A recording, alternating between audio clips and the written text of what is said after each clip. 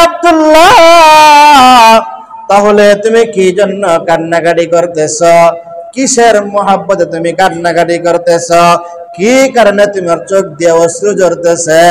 আব্দুল্লাহ ইবনে হুযায়ফা রাদিয়াল্লাহু তাআলা আনহু দ্বিধাহীন চিত্তে নিষ্কম্প কণ্ঠে জবাব দেয়, ও বাদশাহ,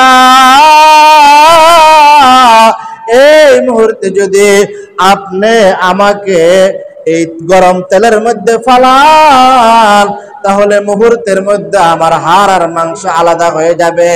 আমি মনে মনে ভাবতেছি, আল্লাহ রব্বুল আলামিন যদি আমাকে 1000টা জীবন দিত, আমি 1000 বার আল্লাহকে খুশি করার জন্য বিশ্বনবী মুহাম্মদুর রাসূলুল্লাহ সাল্লাল্লাহু আলাইহি সাল্লাতু ওয়াসসালামকে খুশি করার জন্য 1000 বার আমার জীবনটা দিয়ে দিতাম। জোরে বলেন না আল্লাহু আকবার।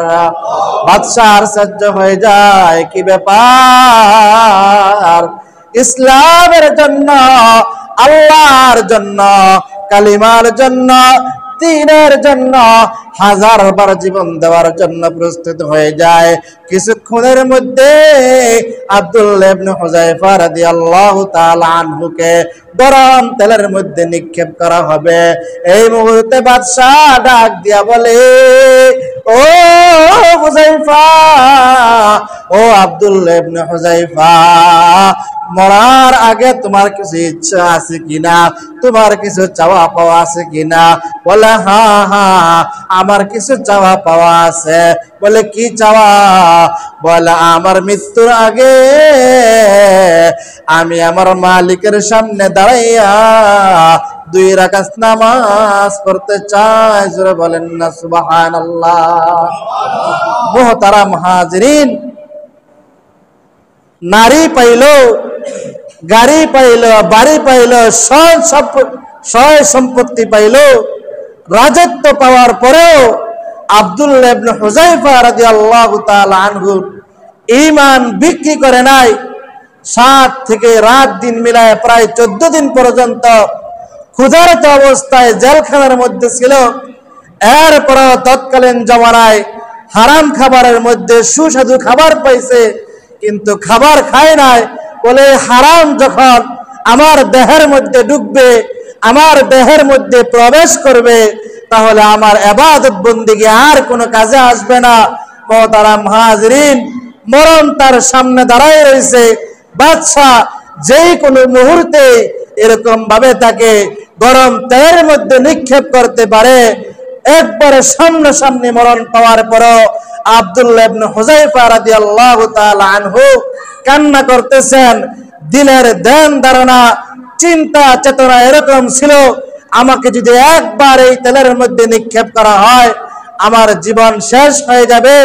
আল্লাহ রাব্বুল আলামিন যদি আমাকে 1000 বার জীবন দান করতেন, আর 1000 বার যদি আমি ইসলামের জন্য, দ্বীনের জন্য, আল্লাহর জন্য আমার জীবন দিতে পারতাম, তাহলে কতই না ভাগ্যবান হইতাম।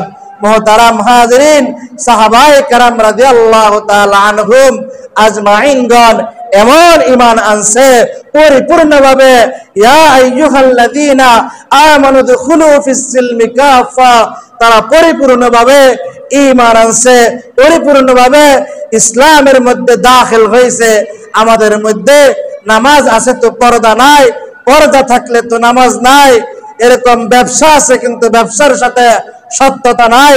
আল্লাহর রাসূল সাল্লাল্লাহু আলাইহি সাল্লাতু ওয়াসসালাম বলেন, আত-তাজিরুস সুদুকুল আমিন মান নাবিয়্যিন ওয়াস সিদ্দীকিন ওয়াস শুহাদা ওয়াস সালিহিন।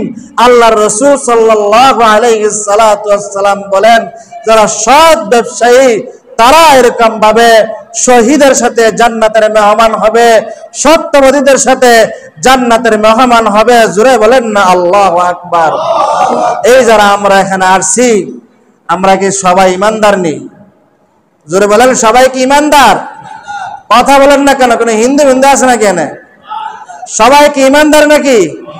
নারে তাকবীর, আল কোরআনের আলো।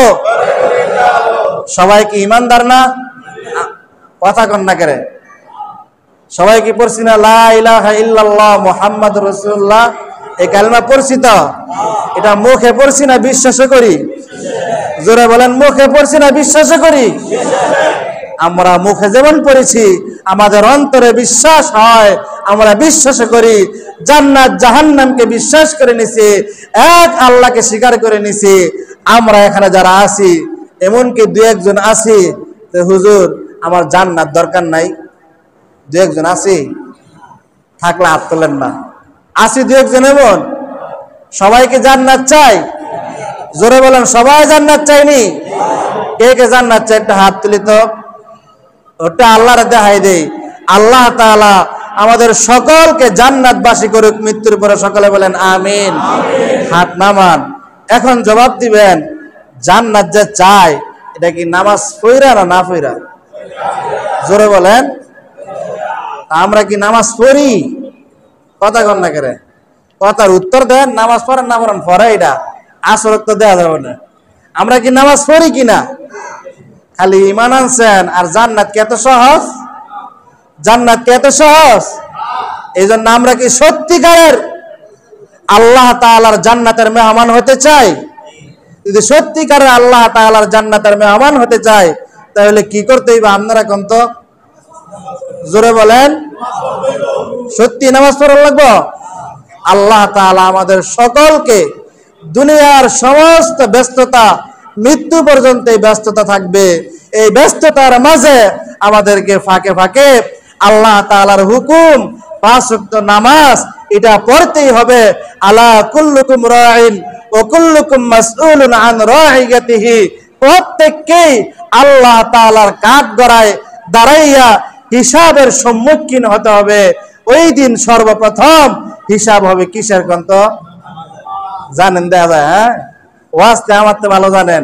তাহলে নামাজের হিসাব যদি হয়, প্রতিদিন কয়েকটা নামাজ আমার ছুটে, সপ্তাহে কয়েকটা নামাজ আমার ছুটে, মাসে কয়েকটা নামাজ আমার ছুটে, যদি হিসাবের খাতা লন, খাতায় আর কলমে গুলাইব? জোরে বলেন। কি হা বা না কই তো শরম করে? হিসাবের খাতায় গুলাইব? এক বেলা না খাইলে পুরা গ্রাম জানে, 2 বেলা না খাইলে অসুস্থ হয়ে যায়, 3 বেলা না খাইলে হাসপাতাল যেতে হয়, 4 বেলা না খাইলে অনেক সময় স্ট্রোক করে দুনিয়া থেকে না হইতে হয়। কিন্তু আমি আপনার যে ওয়াক্তর কি ওয়াক্ত নামাজ মিস হইতেছে, ওয়াক্তর কি ওয়াক্ত নামাজ চলে যাইতেছে, বাপও নামাজ পড়ে না, ছেলেও নামাজ পড়ে না, বাড়ির নামাজ পড়ে না, এই ঘরের ভিতরে কোনো নামাজের কোনো আঞ্জাম নাই, কোনো ব্যবস্থাপনা নাই, মসজিদের ইমাম সাহেবের সাথে আসা যাওয়া নাই।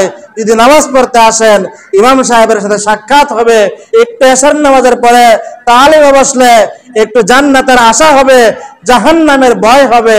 এই জন্য মুহতারাম হাজরিন, অনুরোধ করে বলি, যার যার নামাজ, আচ্ছা আপনারা যদি নামাজ পড়েন আমার কোনো লাভ আছে? হ্যাঁ, যদি নামাজ না পড়ার লসটা কার? আপনাদের লস না? আল্লাহ তাআলা আমাদের সকলকে 5 ওয়াক্ত নামাজ জামাতের সাথে আদায় করার তৌফিক দান করুক। বাড়িতে যারা আছে মা বোনদেরকে সময় মতো আদায় করার তৌফিক দান করুক। সকলে বলেন আমিন। আরো জোরে বলেন না আমিন? আরো জোরে বলেন না আমিন? আল্লাহ আসরের সময় যেন মসজিদরা মোটামুটি অর্ধেকের দিকে দেখি